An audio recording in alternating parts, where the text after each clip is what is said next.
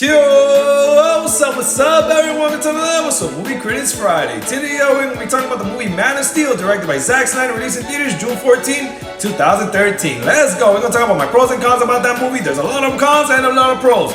So let's go on with the episode. Let's go. Alright, so let's talk about the pros and cons about this film, Man of Steel. Look at just for occasion, wearing Superman shirt. Let's go! Alright, so this is what I gathered rewatching this film the other day for prepping this video. Let's go! Alright, so this is what I gathered. Zack Snyder started up this movie with the DC Cinematic Universe. This was the startup of that film and that Cinematic Universe. This is what we got. But it's a dark, depressed, emo Superman. Legit Superman is all about iconic, hopeful, truthful, and justice. And legit, neither of that was established in this film. That's right, Christopher Reeve still to this day is still the best Superman, and the Superman movies of his is still the best one to this day. I'm not gonna lie to you, Henry Cavill was born to play Superman, but you gotta need to get new writers and new direction, because at the end of the day, they're not fitting in with Zack Snyder's vision for this wonderful actor portraying this wonderful iconic character, in my opinion. What I gather that this film is trying to establish a person that was born in this real world that Zack Snyder built.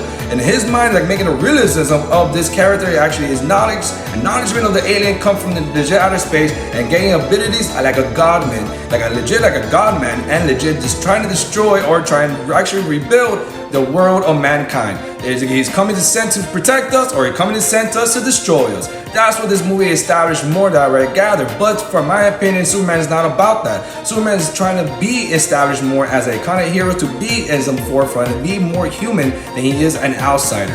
And that's what I gathered for this film, rewatching it, because at the end of the Zack Snyder mind, I was thinking that he's scared that the people will see him as an outsider. But realistic in the comics and actually in the movies in Smallville, he's not that much. He's more a human than he is an outsider, and I love that about Superman. And he's between truth, justice, and hopeful. But the thing is that he did not smile barely as much in this film, and did not bring that much hopeful in this film as Zack Snyder's visionary of Man of Steel. You could tell Zack Snyder really wanted to direct the Batman film, but there's more pros, a little bit pros, and some cons. Let's go on the list.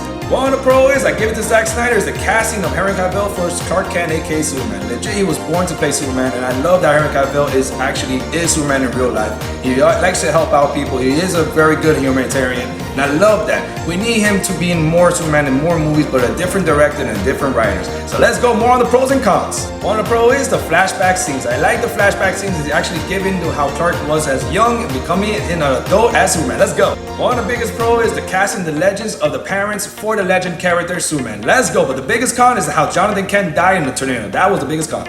One of the biggest pros is I love the fight scenes, I love the fight choreography, I love the fight cinematography, I love the fight sequences. But the biggest con, he should have saved more lives in the destruction of the Metropolis and Smallville as well. One of the pro is the heat vision. Love the heat vision. She was good, but I wish we got more of her chemistry. The pro, good villain, con, should not kill him. We should have got these as a villain.